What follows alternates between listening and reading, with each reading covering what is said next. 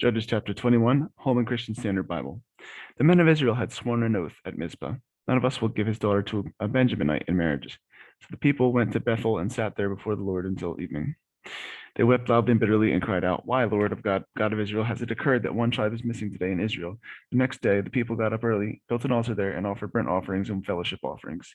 The Israelites asked, "Who of all the tribes of Israel didn't come to the Lord with the assembly? For a great oath had been taken that anyone who had not come to the Lord of Mizpah would certainly be put to death."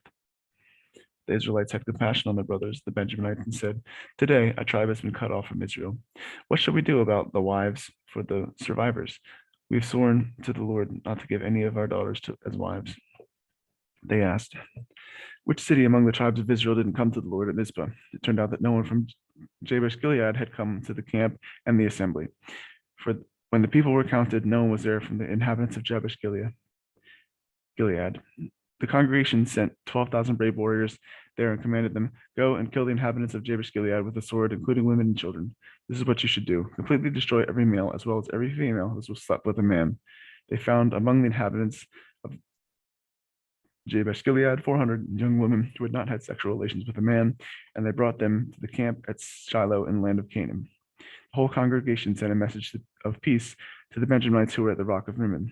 Benjamin returned at that time, and Israel gave them the woman they had kept alive from Jabesh Gilead, but there were not enough for them.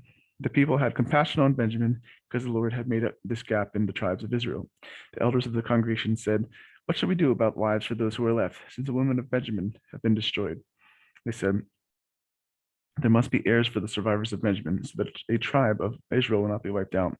But we can't give them our daughters as wives." For the Israelites had sworn, "Anyone who gives a wife to a Benjaminite is cursed." They also said, "Look, there's an annual festival to the Lord at Shiloh, which is north of Bethel, east on the highway that goes up from Bethel to Shechem, and south of Lebanon." They commanded the Benjaminites, "Go and hide in the vineyards. Watch. And when you see the young women of Shiloh come out to perform the dances, each one of you leave the vineyards and catch a wife for yourself at the young women of Shiloh, and go to the land of Benjamin.